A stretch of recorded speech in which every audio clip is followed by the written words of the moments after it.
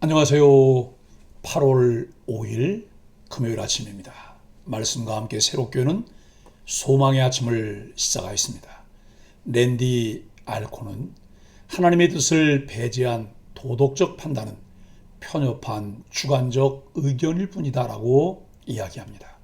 욥기 16장 1절로 17절까지 말씀을 본문으로 하여 절망의 늪에서 항변하는 욥, 시선은 하나님께라고 하는 주제로 은혜를 나누기를 원합니다. 자신이 당한 고난을 이해할 수 없었던 욥은 탄식하며 하나님 뜻을 찾습니다. 하지만 세 친구는 인과관계의 법칙을 내세워 욥을 죄인으로 단정합니다. 이에 욥은 좌절과 슬픔은 커져만 갑니다. 욥의 세 친구들을 보면서 하나님의 뜻을 모두 아는 것처럼 말하는 것은 교만인 것을 배우게 됩니다.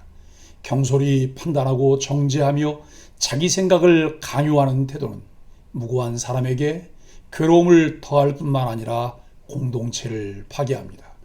욥은 절망의 늪에서 빠져나오지 못할 엄청난 고통을 겪지만 그에 있어서는 하나님께 있습니다. 이유 없는 고통이 계속되는 중에도 그 고난을 통해 영적인 시각을 얻는 욥의 모습을 봅니다. 우리들이 신앙생활하는 목적을 늘 상기하며 산다면 어떤 상황을 만나든 최상의 선택을 할 수 있는 지혜와 통찰력을 얻게 되며 그 통찰력이 필요하다고 하는 것을 알게 됩니다. 1차 순환 논쟁에서 친구들의 충고를 욥이 정면으로 거부하자 친구들은 한층 강도를 높여 두 번째 충고를 시작했습니다. 욥은 자신이 당하는 고난이 죄악 때문이 아니라 하나님의 대적하심 때문이라고 한탄합니다. 이제 욥은 사람들에게서 눈을 돌려 지금 나의 증인이 하늘에 계시고 나의 중보자가 높은 데 계시니라라고 고백합니다. 비록 지금은 죽는 것보다 못한 비참한 상황 가운데 놓여 있을지라도 욥은 하나님에 대한 신뢰를 거두지 않습니다. 자신이 죄 없음을 보증해 줄 사람이 이 땅에 없기에 하나님이 직접 자신의 결백을 보증해 달라고 부르짖습니다. 우리에게 일어나는 작은 일에도 원망, 불평, 낙심하고 포기하는데 욥은 어떻게 그 어려운 상황에서도 이렇게 차원이 다른 신앙적 자세를 유지하고 있을까요? 그 대답의 근원은 1장에서 찾아야 할 것입니다. 하나님께서 자랑하신 대로 정직하고 하나님을 경외하며 온전하여 악에서 떠난 사람이었습니다. 이것은 천성이나 하루아침에 만들어진 욥의 성품이 아니었습니다. 욥도 우리와 똑같은 사람으로 죄에 대한 책임과 오염이 되어 있던 사람이었습니다. 그러나 그는 하나님을 사랑하며 두려워할 줄 아는 하나님을 경외하는 사람이었습니다. 하나님의 은혜와 끊임없는 경건 훈련을 통해 하나님을 아는 지식이 머리에만 머물지 않고 그의 삶에서 온전함과 악에서 떠남으로 실천되었습니다. 이 말씀을 함께 묵상하는 소망의 가족 여러분, 우리가 생각하는 신앙생활은 무엇입니까? 허물과 죄로 영원히 죽었기 때문에 아무것도 할 수 없는 존재임을 깨닫는 것에서부터 시작됩니다. 하나님의 은혜가 아니면 죽은 자의 자리에서 새 생명을 얻을 수 없다는 것을 알게 되었기 때문에 베풀어 주신 은혜로 예수 그리스도를 구주로 영접하고 자녀가 되는 권세를 얻었습니다. 우리 구주 예수 그리스도를 아는 지식과 그의 은혜 가운데 자라 그리스도의 장성한 분량에까지 자라가야 합니다. 그래야 극심한 시험과 풍랑이 이뤄도 하나님을 신뢰하며 한치도 흔들림 없이 믿음의 길을 걸어가며 하나님의 영광이 됩니다. 이전 본문에서 엘리바스는 욥을 불경건한 자로 규정하고 정죄했습니다. 친구들의 권면을 무시하고 억울함만 내세우는 욥이 교만하고 악한 사람이라고 비난했습니다. 오늘 본문은 이에 대한 욥의 답변입니다. 그런 친구들과 말이 통하지 않자 점차 시선을 하나님께 돌립니다. 1절로 5절은 능력 없는 말들입니다. 욥은 엘리바스의 또 한 번의 충고를 듣고 그런 이야기를 많이 들었다고 답합니다. 친구들은 하나같이 고난의 원인을 죄라고 단정했습니다. 그래서 욥에게 빨리 회개하라고 말해왔습니다. 우리는 어려움을 겪는 이들에게 좋은 말을 많이 해주면 그의 문제가 해결될 것이라 생각할 때가 많습니다. 하지만 능력 없는 말은 아무리 많이 해주어도 소용이 없습니다. 욥은 능력 없는 말을 내뱉는 친구들을 재난을 주는 위로자라고 칭합니다. 이 표현은 고난의 위로자라는 의미입니다. 그들은 위로자와 같은 모습으로 지금 욥의 곁에 있지만 사실은 그를 고통스럽게 만들 뿐이었습니다. 사도 바울은 하나님의 나라는 말에 있지 아니하고 오직 능력에 있음이라고 전하고 있습니다. 친구들의 말에는 어떤 능력도 없었습니다. 헛된 조언과 충고는 하지 말고 위로와 격려의 말을 하는 것이 바람직합니다. 6절로 8절은 증거가 되어버린 삶입니다.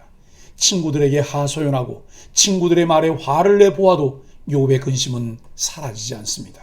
침묵해도 욥의 아픔은 여전했습니다. 말하는 것도 침묵하는 것도 근심을 해결해 주지 못함을 욥은 고백하고 있습니다. 그는 모든 고난과 근심이 하나님으로부터 왔기에 그러하다고 결론 내립니다. 하나님이 자신을 피롭게 하시고 집안을 망하게 하셨다고 합니다. 하나님이 자신을 비참하게 만드심으로 많은 사람이 자신이 당한 비극을 죄의 증거로 본다고 말합니다. 그런 현실에 욥은 억울함을 느꼈습니다. 그러나 성도의 삶은 예수 그리스도 안에서 하나님의 은혜와 사랑의 증거가 됩니다. 비록 십자가의 길을 걸어가는 삶이라고 할지라도, 고난과 슬픔이 가득한 길이라고 할지라도 예수 그리스도와 동행하는 삶은 하나님의 사랑의 증거가 됩니다. 9절로 17절까지 말씀은 하나님의 원수처럼입니다. 욥과 친구들이 암묵적으로 동의하고 있는 한 가지 전제는 욥의 고난이 하나님으로부터 왔다는 것입니다. 이 전제하에 친구들은 고난의 원인이 욥에게 있다고 주장하는 반면 욥은 하나님께 있다고 주장합니다.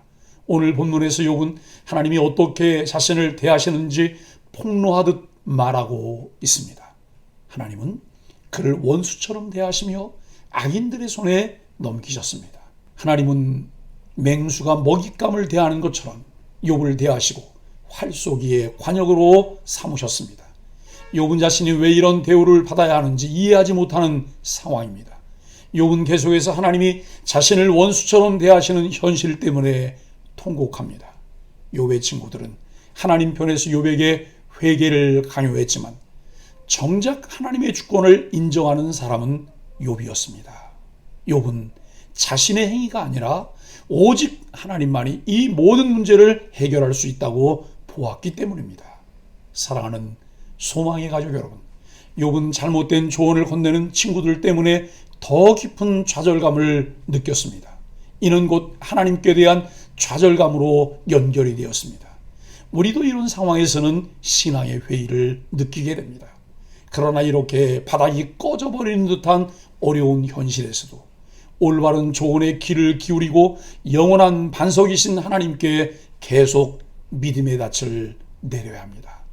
욥은 친구들이 위로해 주지 않는 현실에 낙담했습니다. 그들이 들려주는 무능한 질책은 자신에게 전혀 도움이 되지 않는다고 말했습니다. 그래서 그는 시선을 하나님께 돌렸습니다. 자신을 고난에서 구원해 주실 분은 오직 하나님뿐이라는 사실을 욥은 알았기에 하나님과 변론하고자 기도로 하나님께 나아갔습니다. 세상은 끊임없이 문제를 제공하고 답은 주지 않습니다. 얍삽한 사람들은 그 문제들 앞에서 어떻게든 자신들에게 유리한 쪽으로 이용하려고 합니다. 그러나 하나님의 신실한 사람들은 하나님의 뜻을 찾으며 하나님이 기뻐하실 뜻에 자신을 순복하며 해답을 찾아갑니다. 하나님께 해답이 있기 때문에 그 사실을 인정하는 사람은 하나님께 기도하며 하나님의 때를 기다릴 줄 아는 사람입니다.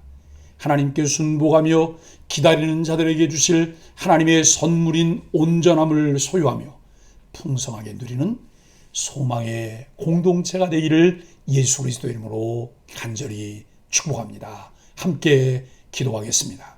자신의 판단이 앞선 말로 고통당하는 사람들의 마음을 더 아프고 힘들게 했음을 고백합니다.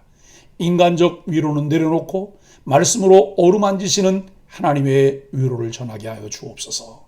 하나님의 진노가 저를 공격하는 것처럼 느껴질 때도 의로움을 잃지 않고 주님의 긍휼을 구하게 하여 주옵소서. 예수님의 이름으로 간절히 기도합니다. 아멘.